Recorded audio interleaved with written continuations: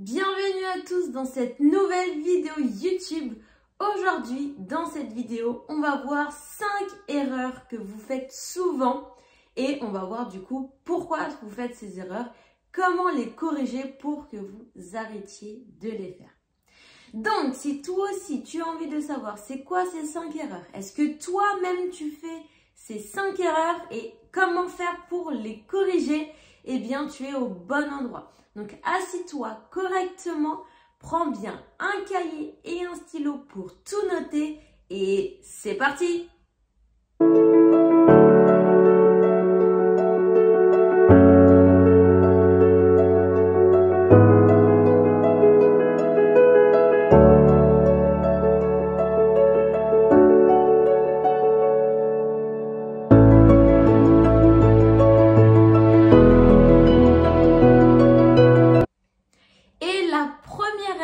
Que vous faites tous, c'est de mettre l'article the devant les noms indénombrables ou abstraits.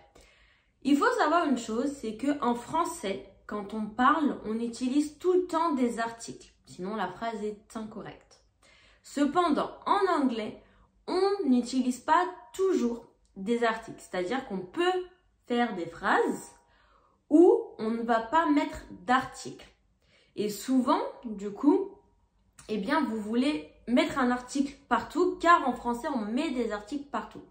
Mais on se rappelle que ce n'est pas parce qu'on parle d'une façon en français qu'on va parler de la même façon en anglais. Ok? Donc, on va voir quand est-ce qu'on n'a pas besoin, finalement, de mettre d'article en anglais.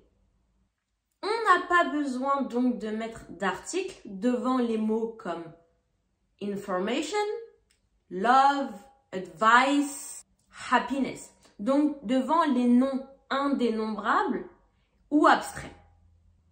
Par exemple, si je veux dire la phrase « She gave me the good advice ». Est-ce que la phrase vous sonne correcte? Non, parce qu'elle est incorrecte. Donc là, on a advice, on ne va pas mettre d'article devant advice. She gave me good advice. Si je veux traduire maintenant cette phrase en français, ça me donnera « Elle me donne de bons conseils ». Donc nous, on a utilisé « de bons conseils ». En anglais, « She gave me good advice ». On ne met pas d'article. On va voir un deuxième exemple maintenant. Si je dis par exemple « L'amour est important ». Là, on commence la phrase par l'amour. Donc, j'ai l'article L'. L'amour. Du coup, on pourrait le traduire par The love is important. À votre avis, est-ce que cette phrase est correcte? Eh bien non, elle est incorrecte parce que du coup, on ne met pas d'article devant love. Donc, on va dire Love is important. Not the love is important. Love is important. On ne met pas d'article devant love. Et voilà donc pour la première erreur que vous faites. Donc ici, ce qu'il faut retenir, c'est qu'on ne met pas l'article the devant les noms indénombrables ou abstraits s'ils sont utilisés de façon générale. On continue maintenant avec la deuxième erreur. Donc là, ça va être une erreur de conjugaison. Pourquoi? Souvent, donc j'explique quand je fais des cours d'anglais que quand on parle d'une expérience, on utilise present perfect. Ok? Donc, j'entends souvent la phrase I have visited the city or the country. Let's say London, for example. I have visited London last year. Donc, pourquoi cette phrase est incorrecte? Tout simplement parce que quand on utilise un indicateur de temps, donc quand on sait exactement quand l'action s'est passée, ici dans ma phrase, mon indicateur de temps, c'est last year, l'année dernière. J'ai visité Londres l'année dernière. Donc, quand j'ai un indicateur de temps dans ma phrase, je dois utiliser le passé simple. Ok?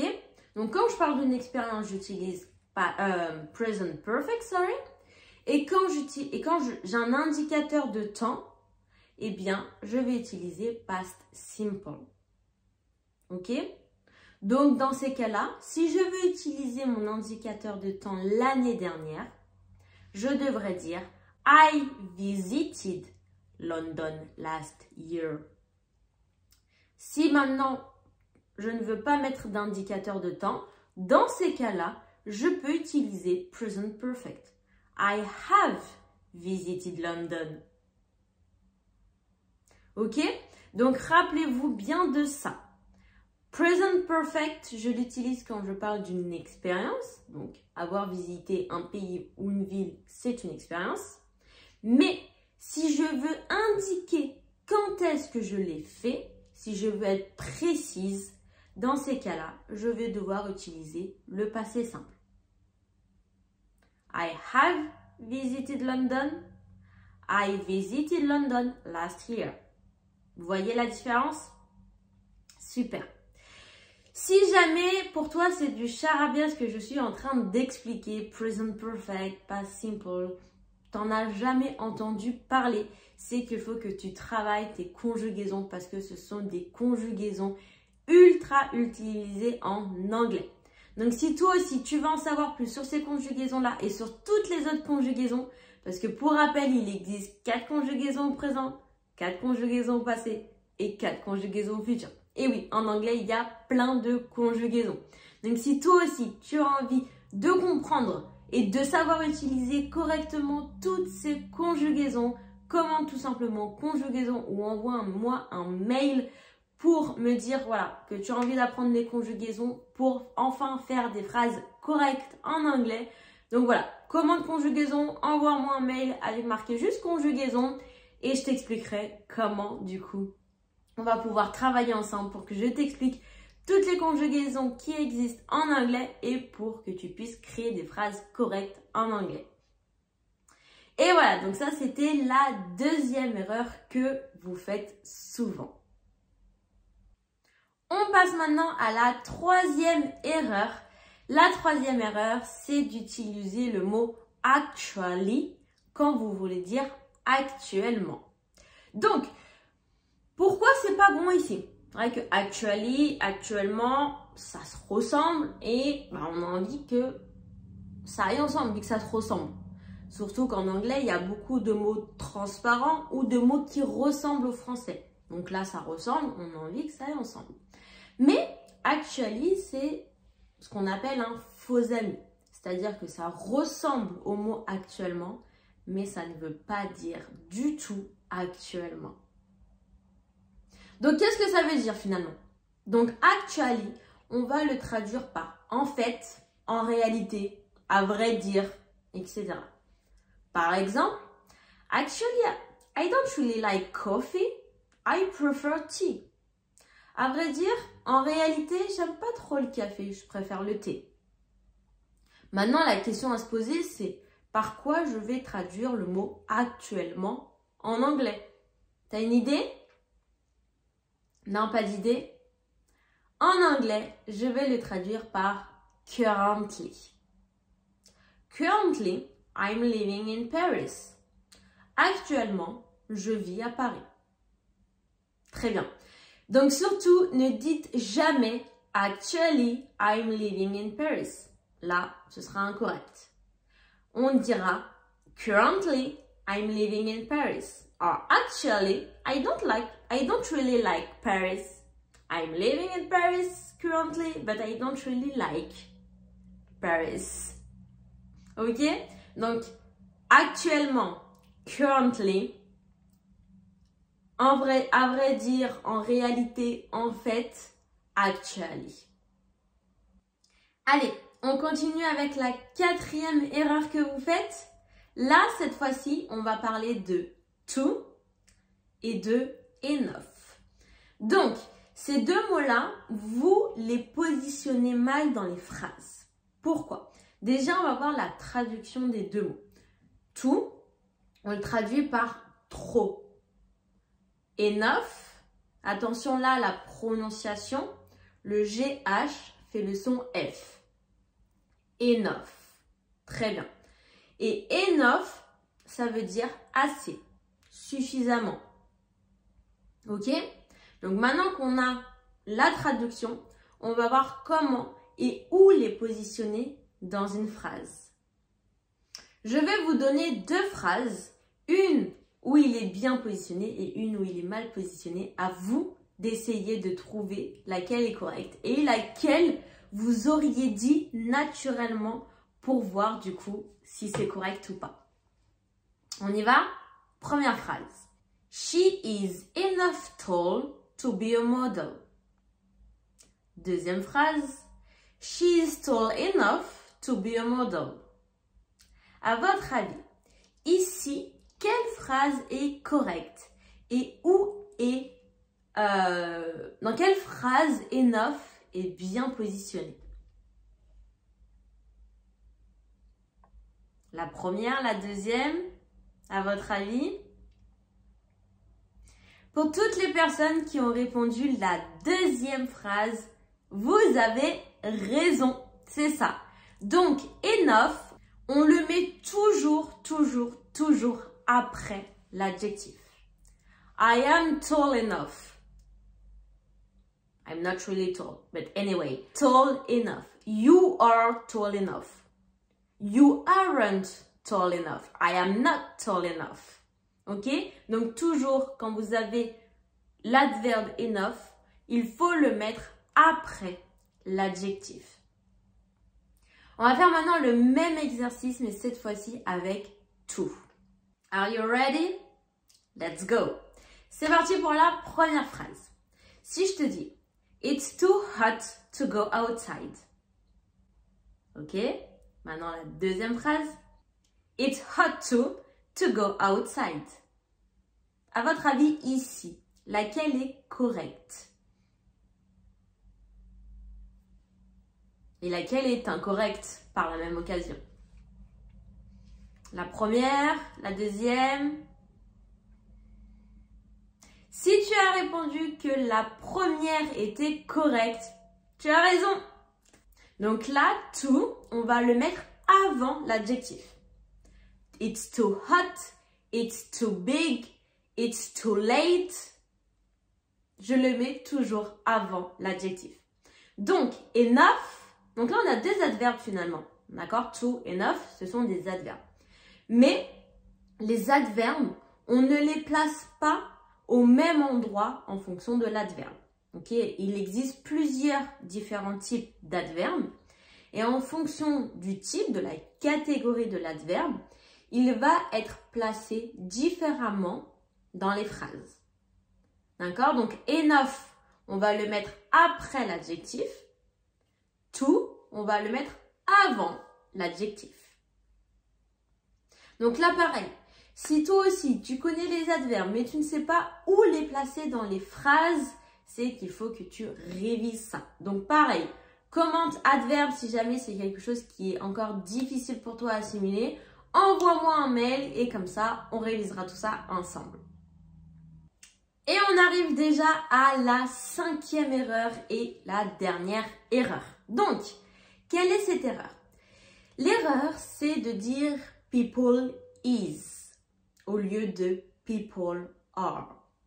Pourquoi dire people is est incorrect? Est-ce que toi, tu dis cela? Si tu le dis, sache que c'est incorrect. Pourquoi c'est incorrect? Tout simplement parce que people est un mot au pluriel. Ok? Donc, quand on met un mot au pluriel, on met un S à la fin, comme en français. Mais il y a des mots qui sont irréguliers. D'accord? Qu'est-ce que ça veut dire? Ça veut dire que certains mots en anglais vont avoir une orthographe au singulier et vont avoir une autre orthographe au pluriel. D'accord? Le mot people, du coup, en fait partie. Au singulier, on va dire, donc une personne, c'est one person. Deux personnes, en français, on garde le même mot, on va juste mettre un S à la fin. Mais en anglais, on va dire two people. On va pas dire two persons. C'est incorrect. On ne met jamais de S ni à person ni à people. Ok? Le mot people, du coup, c'est la forme plurielle du mot person. Et person, c'est la forme singulière du mot people. Ok? Donc là, ici, qu'est-ce qu'il faut retenir? Première chose, on ne met jamais de S ni à person ni à people. Même si people est un mot au pluriel, ben, il n'y a pas besoin de mettre de S. Deuxième chose à retenir, du coup, person, c'est un mot singulier. People, c'est un mot pluriel. Ok? Donc, maintenant, is, are. Là, c'est la conjugaison du verbe be. Is, c'est la forme au singulier. He is, she is, it is. Et are, c'est la forme plurielle. You are, we are, they are. Ok? Donc, forcément, is va avec person, are va avec people. Parce que is, c'est la forme singulier et are, c'est la forme plurielle. Donc, on ne va pas dire people is very nice here. Non, cette phrase est incorrecte. On va dire people are very nice here. Et là, une petite chose aussi, on va revenir à l'erreur numéro 1. En français, on va dire les gens sont vraiment sympas ici. On va utiliser un article. Mais là, comme on parle de façon générale et qu'on utilise du coup un nom indénombrable, eh bien, on ne va pas mettre d'article. On ne va pas dire « The people are very nice here ». Non, c'est incorrect. On va dire « People are very nice here ». Pareil, au passé, on ne dit pas « Some people was waiting here ». Non, pareil, c'est incorrect. On va dire « Some people were waiting here ». Ok, on se rappelle, was, forme au singulier, were, forme au pluriel. Donc, c'est la même chose. Ok? Pareil, on ne met pas d'article the. On peut rajouter some people, quelques personnes, des personnes. Attendez ici. Some people were waiting here. Et voilà donc pour la 5e et dernière erreur que vous faites. Et à partir de maintenant, vous n'avez plus intérêt à faire ces erreurs. J'espère que vous avez bien tout noté. Les erreurs que vous faisiez, si jamais c'était des erreurs que vous ne faisiez pas, pas besoin de les noter. Pas besoin de noter trop de choses. C'est des choses que vous ne, enfin, des erreurs que vous ne faisiez pas. Des choses que vous saviez déjà, pas besoin de les noter parce que ça va vous faire un cahier énorme et au moment de réviser, bah, ça va vous prendre la tête parce qu'il y aura trop de choses, trop d'informations et ça va vous démotiver. On note uniquement les choses importantes ou alors on fait des fiches très courtes. Et voilà, donc c'est terminé pour cette vidéo YouTube. J'espère que cette vidéo vous a plu et que vous avez pu apprendre un maximum de choses. N'hésitez pas à vous entraîner en commentaire, à m'écrire des petites phrases avec du coup les erreurs que vous faisiez pour du coup vous entraîner et ne plus faire ces erreurs. Si jamais vous voulez en apprendre plus en anglais, n'hésitez pas à me contacter. Je vous mets mon contact juste ici. Ça me ferait énormément plaisir de vous aider à atteindre vos objectifs. Et si cette vidéo YouTube vous a plu, n'hésitez pas à mettre un petit j'aime, un petit pouce bleu et à vous abonner pour recevoir la notification dès que la prochaine vidéo YouTube sortira. Et en attendant, on se dit à la semaine prochaine pour la prochaine vidéo. Goodbye!